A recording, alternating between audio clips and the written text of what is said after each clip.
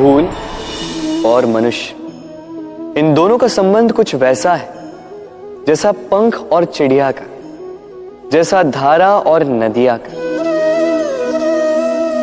यदि भूल मनुष्य के स्वभाव का इतना महत्वपूर्ण अंग है तो आप सोचिए, इस पर लज्जा क्यों?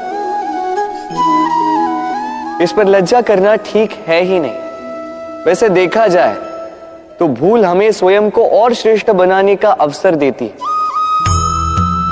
पहले से अच्छा प्रदर्शन करने की प्रेरणा देती है। अब कदाचित आप में से कुछ इस बात से सहमत नहीं हो, क्योंकि बहुतों की दृष्टि में भूल दोष को जन्म देती है, दोष अपराध को, और अपराध के लिए क्षमा नहीं, दंड मिलना चाहिए। किंतु क्या आपने कभी सोचा है कि ऐसा क्यों होता है? क्या कारण है इसका?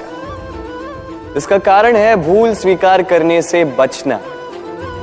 यदि आप कोई भूल करोगे और उसे स्वीकारोगे नहीं, तो वो भूल दोष में बदल जाएगी और वो दोष अपराध। तो साहस रखिए, अपनी भूल को स्वीकार करना अपनी भूल को सुधारने की दिशा में सबसे पहला कदम होता है। और स्मरण रखिएगा, यदि कुछ अपराध है तो वो है समय पे अपनी भूल ना स्वीकार। राधे राधे। हम में ऐसा कोई नहीं होगा जिसने वृक्षों को ना देखा, वृक्षों पे इन पक्षियों को ना देखा, इनके घोंसलों को ना देखा, इन पक्षियों को अपने छोटे छोटे बच्चों को भोजन कराते ना देखा। संसार का सबसे ममत्व वाला दृश्य होता है। चिड़िया दूर से अपने चोंच में दाना भरकर लाती, स्वयं भोजन करने में असक्षम संतान की चोंच में डालती, स्वयं भूखी रहकर निस्वार्थ निश्चलता से।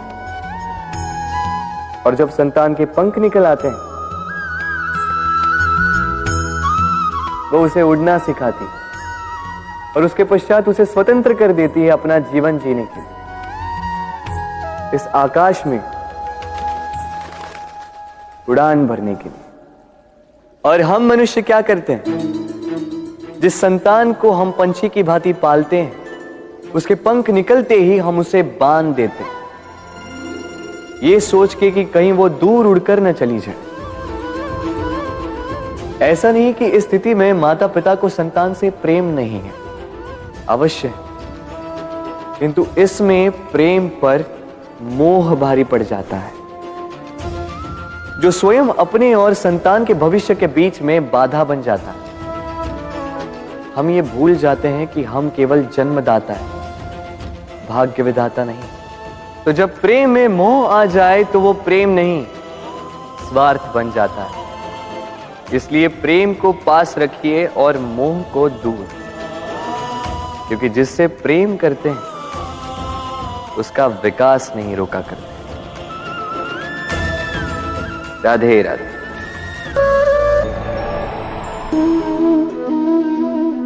एक शब्द है जो हमें कभी कभी या कहो कई बार सुनाई देता है, स्वार्थ।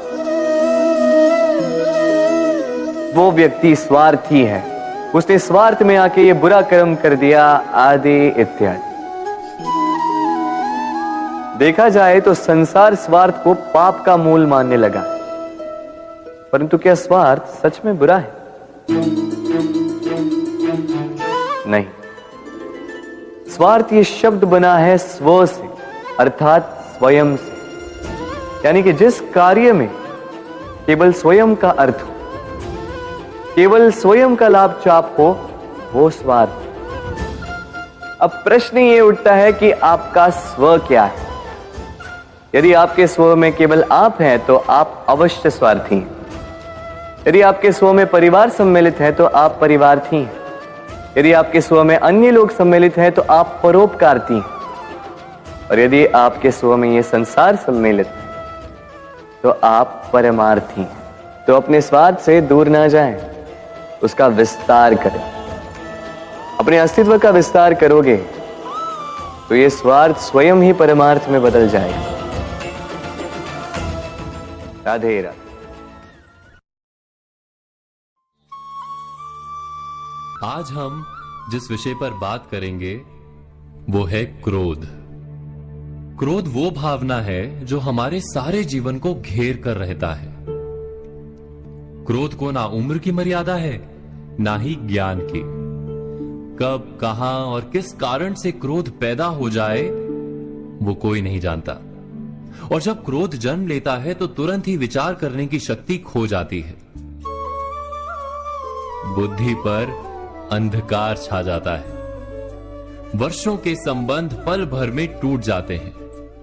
सारा जीवन बिखर जाता है। किसी भी कारागार में जाकर देखिए, अधिकतर अपराधी क्षण भर के क्रोध का दंड भोगते हुए दिखाई देंगे, पर फिर भी हम क्रोध पर अंकुश नहीं लगा पाते। बार बार हम क्रोध ना करने का प्रण तो लेते हैं, पर बार बार हमसे क्रोध हो जाता है। ये क्रोध वास्तव में क्या है, क्यों जन्मता है और क्यों अंकुश में नहीं रहता? उदाहरण के लिए आप एक बालक को देखिए। उसे किसी वस्तु की इच्छा होती है और उस समय अगर उसे वो नहीं मिलती या कोई उसे भयभीत करता है तो वो प्रतिक्रिया देता है।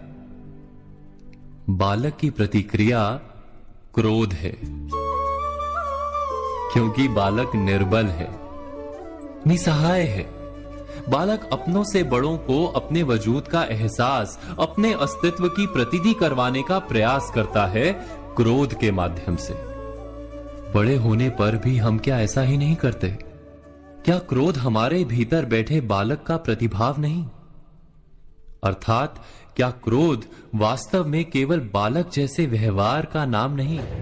जब अहंकार को घाव होता है, जब भय लगता है, जब कोई वस्तु हमें प्राप्त नहीं होती, तब हमें क्रोध आता है, ठीक किसी बालक की भांति।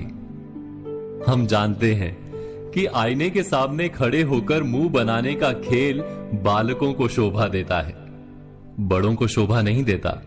फिर भी हम बालक की भांति क्रोध करना बंद नहीं करते।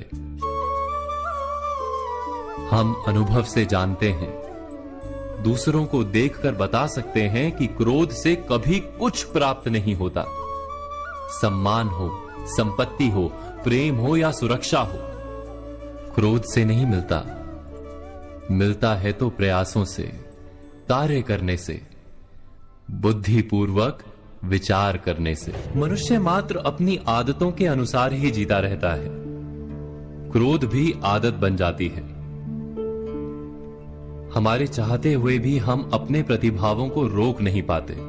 हम स्वयं को बड़े या पुख्ता मानते हैं, पर थोड़ा सा कारण मिलते ही हमारे भीतर का बालक क्रोध कर बैठता है। अर्थात क्रोध वास्तव में और कुछ भी नहीं, हमारी बालक बुद्धि का नाम है।